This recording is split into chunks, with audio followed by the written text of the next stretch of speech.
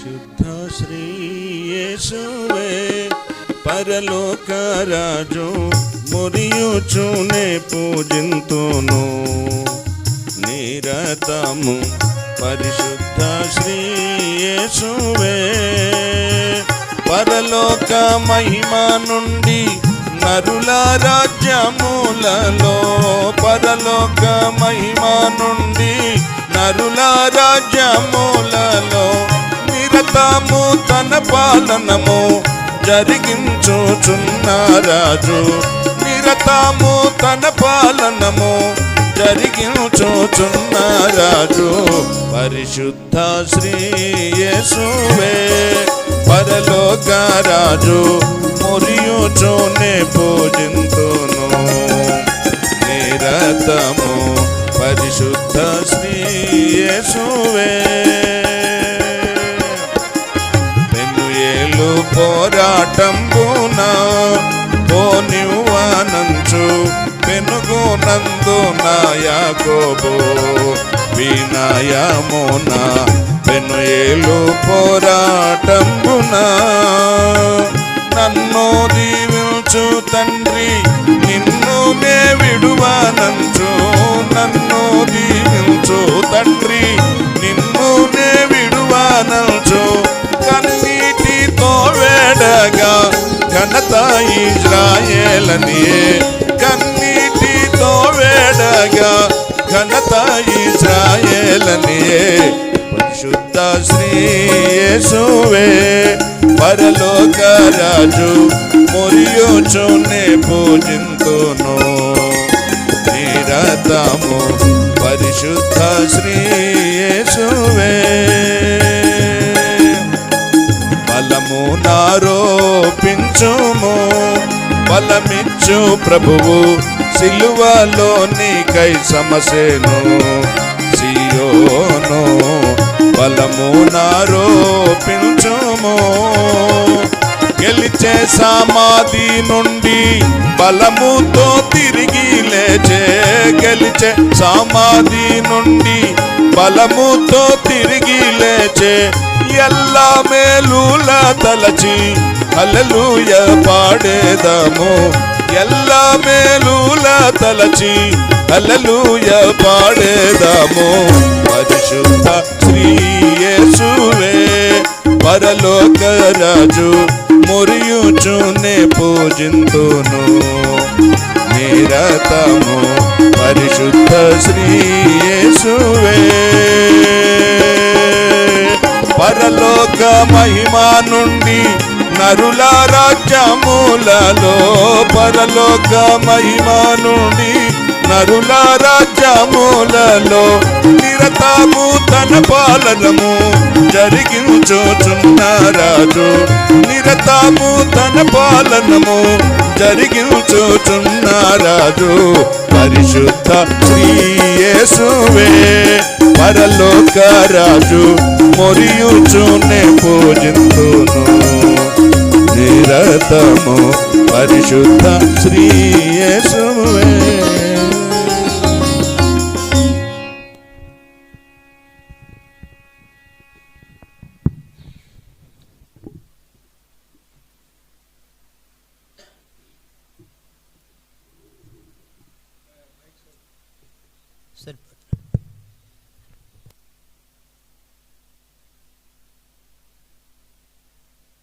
ప్రార్థన కొరకు మనము అదే వాక్య భాగాన్ని మనం చదువుకుందాం. మన థీమ్ ఆదికాండము 32వ అధ్యాయం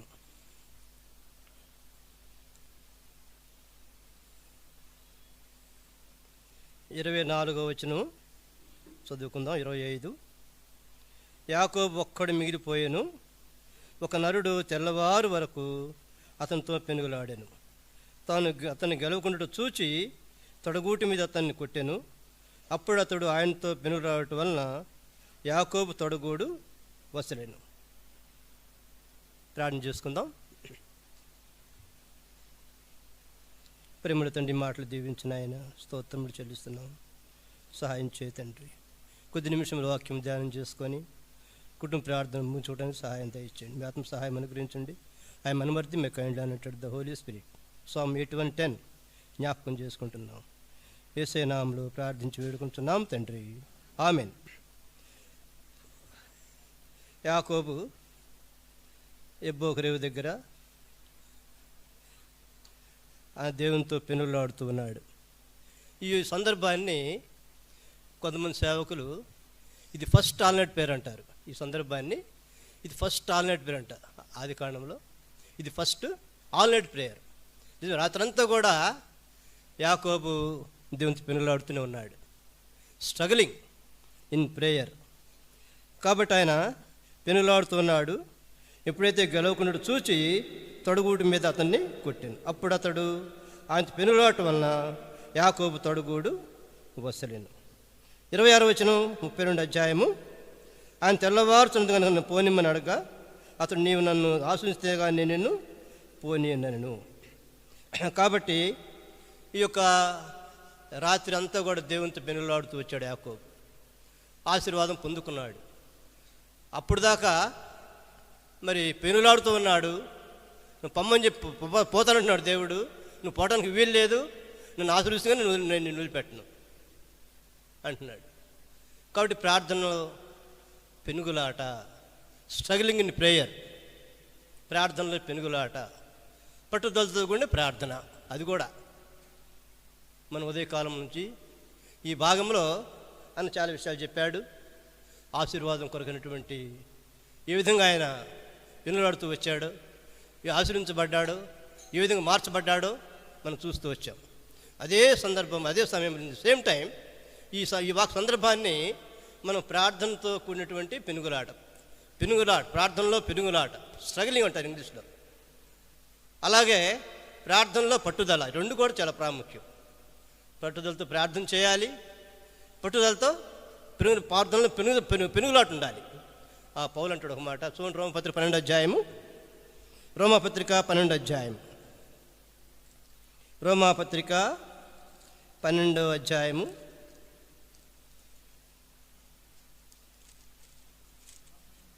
15వ అధ్యాయం చూడండి.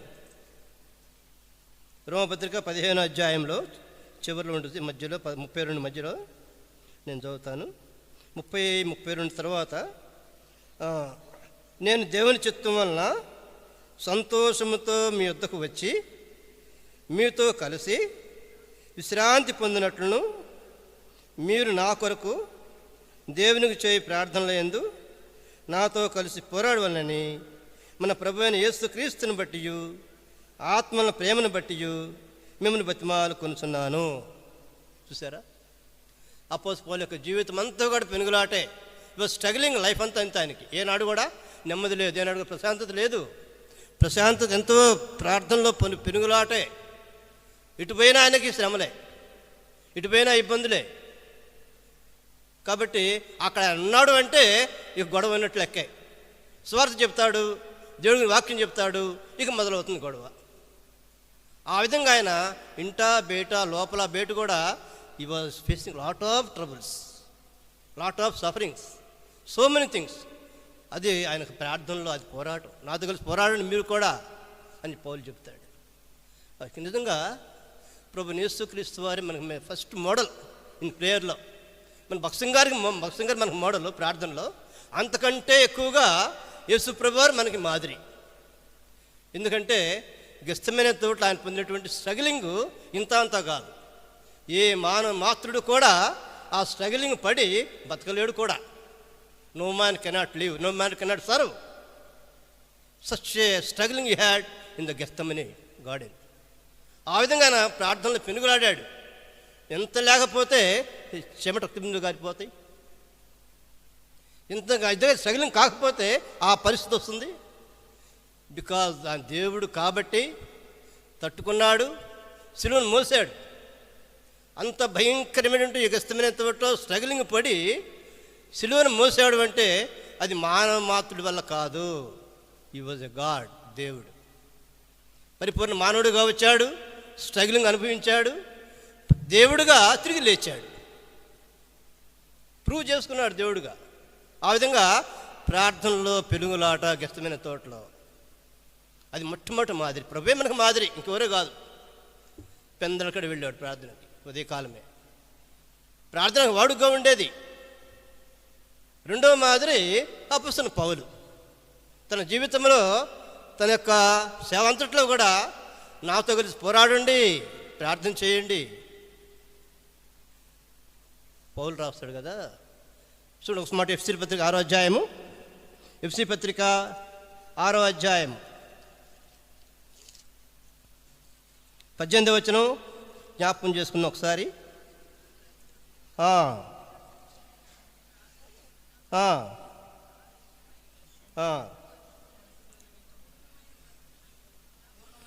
పట్టుదలతో మెలకువగా ఉండండి. ఆత్మ సంబంధమైన ఆత్మను ప్రతి సమయమందును ప్రతి విధమైన ప్రార్థనా విజ్ఞాపనలు చేయొచ్చు. ఆ విషయమై సమస్త పరిశుద్ధుల నిమిత్తము, పరిశుద్ధుల కొరకు ప్రార్థన చేయాల. పాపుల కోసం ప్రార్థన చేస్తాం, మారుమనసు పొందమని. That is okay.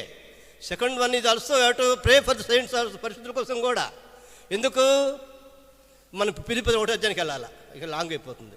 ఫిలిప్పీ 1వ అధ్యాయానికి పోతే ఆయన అంటాడు, మీరు మంచి ఫలములు ఫలించాలని, యేసు ప్రభువు ఎదుట నిష్కపటుగా నిలబడాలని, పరిశుద్ధులుగా నిలబడాలని మీ కొరకు నేను ప్రార్థన చేస్తానంటాడు పౌలు. అదే ఇక్కడ చెప్తున్నాడు కదా, పరిశుద్ధుల కొరకు పట్టుదలతో ప్రార్థన చేయండి. సెకండ్ వన్ ఏంటంటే నా కోసం కూడా ప్రార్థన చేయండి. 2 భాగాలు చెప్పాడు. పట్టుదలతో చాలా ప్రాముఖ్యమైనటువంటిది. ఆ విధంగా ప్రభువైన యేసుక్రీస్తు వారు ఆయన స్ట్రగ్లింగ్ గెత్సేమనే తోటలో మర్చిపోలేము. అపొస్తలుడైన పౌలు ప్రార్థన చేస్తూ వచ్చాడు. తన జీవితం ఒక ప్రార్థన. నాతో పోరాడండి, మొరపెట్టుకోండి, ఒక ప్రార్థన చేయండి. ఇక దావీదు అంటాడు అన్నమాట. చూడండి 56 కీర్తన గ్రంథం 56 అధ్యాయము, కీర్తనలు 56.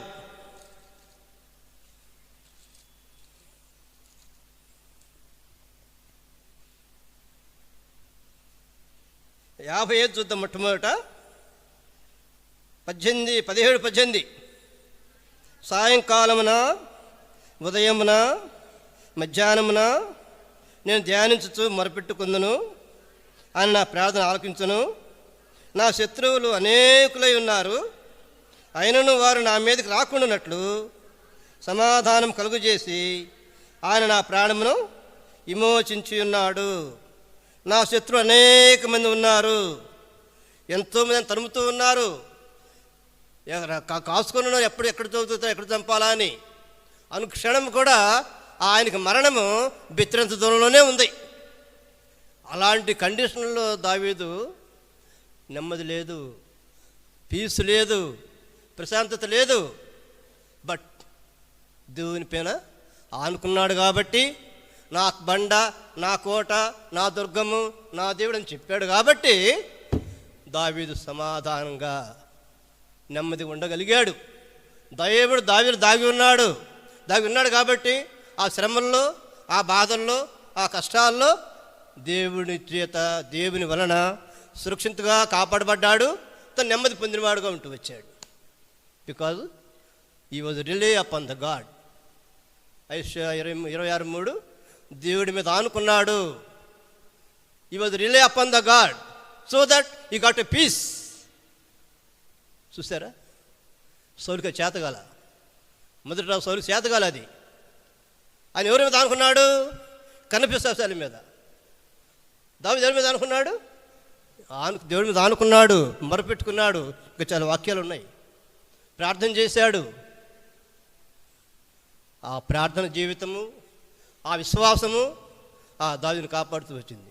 ఎంత లేకపోతే అబ్సలోం భయపడి చెప్పులు లేకుండా పోతాడు. ఎవరైనా చెప్పులు లేకుండా పరిగెత్తాడు. చెప్పులు లేకుండా తన మీద గొడ్డేసుకొని కొండల్లో గుట్టలో పరిగెత్తాడు దావీదు. ఏమొచ్చింది ఆయనకు? అంత పరిస్థితి ఎందుకు వచ్చింది?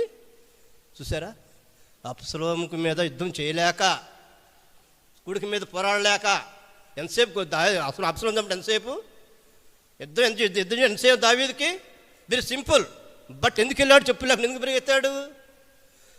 చూసారా, అది ఆయన యొక్క గుడ్నెస్, మీక్నెస్, దేవుని ప్రకటించిన విశ్వాసము. ఆ విధంగా దావీదు అన్ని పరిస్థితుల్లో కూడా సౌలుతో వెళ్ళినప్పుడు, అబ్సలోము పరిస్థితి వచ్చినప్పుడు కూడా, తిరుగుబాటు చేసినప్పుడు కూడా, దేవుని పైన ఆనుకున్నాడు, దేవుని మొరపెట్టుకున్నాడు. యాకోబు గోరఖరాల ఆశీర్వాదం ఆ పరిసరాలు దేవుడు అలా తీసుకొచ్చాడు. తెలుసా, ఈ పరిసరాలు తీసుకొచ్చాడు. He became a single man, ఒక మనిషి అయిపోయాడు, ఒంటరివాడు అయిపోయాడు. మన జీవితంలో కూడా అలాంటి పరిస్థితులు మనం ప్రార్థన చేయం. అలాంటి పరిస్థితి దేవుడు తీసుకొచ్చాడుగా యాకోబుకి. ఆ యాకోబు రేవు దగ్గర, ఆ ఇక్కడ పెనియోలు దగ్గర, అక్కడ దేవుడు ఆ సందర్భం తీసుకొచ్చాడు కాబట్టి అలా ఆయన దేవుడితో పిలువడాడు. దేవుడు ఆయనతో పిలువడానికి అవకాశము, ఆ స్ట్రగ్లింగ్ ఎలా వచ్చింది? God has created the circumstances. So God wants to blessed the Jacob, he wants to change his name also. దేవుని యొక్క ఆలోచన, దేవుని యొక్క సంకల్పములు సో వండర్ఫుల్. కాబట్టి ఆ పరిస్థితి దేవుడే కల్పించాడు. దేవునితో పోరాటము, ఆశీర్వాదం పొందటము, ఇవన్నీ కూడా గాడ్ హ్యాస్ ప్లాన్. ప్లాన్డ్గా గాడ్ ఏం చేశాడు? దేవుడు అతను ఒంటరి సరైన తీసుకొచ్చాడు. చూసారా, ఆ విధంగా దేవుడు ఏర్పాటు చేశాడు, పరిసరాలు తీసుకొచ్చాడు. కాబట్టి దేవుడితో యాకోబు పెనుగులాడాడు. లేకపోతే ఆడతాడా? పెనుగులాడతాడా? సందర్భం వస్తుందా? గాడ్ హ్యాస్ క్రియేటెడ్, ఆ పరిసరాలు అనుకూలపరిచాడు దేవుడు. మన జీవితంలో కూడా అనేక సందర్భాల్లో ఒంటరి పరిస్థితి వచ్చినప్పుడు, దుఃఖం వచ్చినప్పుడు, బాధ వచ్చినప్పుడు, శ్రమ వచ్చినప్పుడు మనం ప్రార్థన ఎక్కువగా చేస్తాం. అన్నీ అనుకూలంగా ఉంటే ప్రార్థన జీవితం వెనకబడిపోతుంది. చూసారా, అందుకే విసుక్కుండా ప్రార్థన చేయండి ప్రభు వారు చెప్పారు. మన కుటుంబముగా, సంఘముగా, వ్యక్తిగతంగా ప్రార్థనే మనకి మూలాధారము, ప్రార్థన మనకు ఆక్సిజన్, ప్రార్థన మనకు ఆయుధము. పాముకి ఎట్లా ఆయుధమో, తేలిక కొండ ఎట్లా ఆయుధమో, మనం క్రైస్తవుడికి, దేవుని బిడ్డలకి ప్రార్థనే ఆయుధము. చూసారా, కాబట్టి యాకోబు ఆశ్రయించబడ్డాడు, కుటుంబం ఆశ్రయించబడింది, దేవుడు గొప్పగా దీవించాడు. ఈ సందర్భము ఇది ఒక ఆల్ నైట్ ప్రేయర్. మనకి యాకోబు యొక్క పెనుగులాట ఒక రాత్రి ప్రార్థన. దేవుని స్తోత్రం. కాబట్టి కుటుంబముగా, సంఘంగా, వ్యక్తిగతంగా ప్రార్థన పోరాటం లేకపోతే తప్పకుండా చెప్పినట్టుగా విజయవంతమైన జీవితాన్ని జీవించలేము. నా జీవితంలో కూడా అనే సందర్భాల్లో వెనకబడిపోయిన ప్రార్థనలో. అప్పుడు ఏమైపోయి ఉద్యోగం చేసే రోజుల్లో కొంతమంది మోసం చేశారు. జాబు, ఉద్యోగం బిజీ. అప్పుడు సీఎం గారు ఎన్టీ రామారావు గారు, బిజీ, ఒంగోలు ఉన్నాను, busy, no prayer, no time. ఎంత లాస్ అయిపోయాను, కుటుంబం ఎంత ఇబ్బంది పడింది. But God has recovered all. దేవుని స్తోత్రం. కాబట్టి ఈనాడు ఉండగలిగాను. దేవుని స్తోత్రములు. కాబట్టి ప్రార్థన నిర్లక్ష్యము మన ఆత్మీయ జీవితానికి, కుటుంబ జీవితానికి, అది సంఘాన్ని కూడా దాకిద్ది. So should not neglect the prayer. యాకోబు జీవితంలో ఆ పెనుగులాటకు దేవుడే అనుకూలపరిచాడు. దేవుని సంకల్పాన్ని, దేవుని ఆలోచన నెరవేర్చాడు. యేసయ్య ఒంటరిగా వెళ్ళాడు గెత్సేమనే తోటలో. ఆ బాధ అనుభవించాడు, స్ట్రగ్లింగ్ పడ్డాడు. కాబట్టి అక్కడ సాతాన్ని జయించాడు, శక్తి పొందాడు. ఆ శక్తి, ఆ బలమే యేసయ్య శిలువను మోసాడు. చూసారా, కాబట్టి ఈ రాత్రి ప్రార్థనలో దేవుడు మనల్ని బలపరిచి, యాకోబులాగానే మనం కూడా ఆ పోరాటంలో, పౌలు వల్ల మనం పోరాట జీవితంలో, ప్రార్థనలో పోరాటము, మనుషులతో కాదు పోరాటం. Struggling with God, struggling in prayer, not with fighting is most important. ఆ విధంగా ప్రార్థనలో దేవుడు మనం సహాయం చేయను కాక. చివరిగా చదవండి, ఒక మాట చదువుకుందాం. లూకాసు వార్త, we are in ending days. 21 లూకాసు వార్త అందరూ కలిసి చదువుకుందాం ఈ మాట.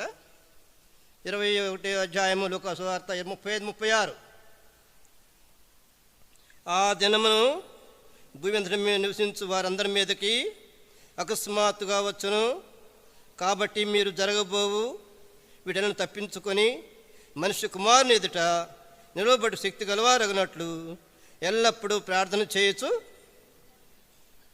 You must have a power, you must have a strength. How shall we get the strength? Because of by prayer only. శక్తి గలవారగినట్లు, మన కుటుంబములు బలంగా ఉంటే సంఘం బలంగా ఉంటుంది. మన కుటుంబాలు బలహీనమైపోతే ఆటోమేటిక్ సంఘాలు కూడా బలహీనం అయిపోతుంది. Church will depend upon the families depend upon the our personal testimonies. వ్యక్తిగత సాక్ష్యాల మీద కుటుంబం ఆధారపడి ఉంది, కుటుంబ సాక్ష్యాల మీద సంఘము ఆధారపడి ఉంది. ఎంత కూడా గాడ్ ఓన్లీ విల్ ఆర్గనైజ్. దేవుడు ఒక్కడే ఆర్గనైజ్ చేయగలుగుతున్నాడు, చేస్తాడు. ఎప్పుడు? ఆయన మీద మనము అనుకున్నప్పుడు, మొరపెట్టినప్పుడు. ఆ విధంగా దేవుడు మనకి సహాయం చేసి నడిపించునుగాక. ప్రార్థన చేసుకుందాం.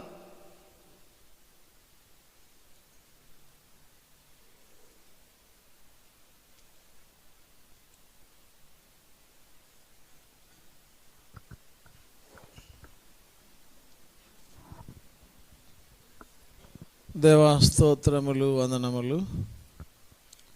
మరొకసారి నాయన ప్రార్థన జీవితం, పోరాటం ఎంత అవసరమైంది ప్రభా. ప్రార్థనలో పోరాటం లేకపోతే నాయన, ప్రార్థన పోరాట పటిమ లేకపోతే జయ జీవితం అసాధ్యమే, ఆశీర్వదించబడ్డం కష్టమే. ప్రభువా, మామూలను ప్రార్థనా జీవితంలో ఇంకా అధికంగా పెంచండి. మా జీవితాల్లో ప్రార్థనను అధికంగా ఉంచండి నాయన. ప్రార్థించుట ద్వారానే జయించగలం, ఆస్వాదించబడగలం. ఆ విధంగా మమ్మల్ని సిద్ధపరిచి భద్రపరచమని, ప్రతి మాటను మేము సరైన రీతిలో అవగాహన చేసుకుని అనుసరించుటకు సహాయం చేయమని వచ్చిన బిడ్డలను బట్టి స్తుతించి ప్రార్థించి వేడుకున్నాం తండ్రి. ఆమేన్.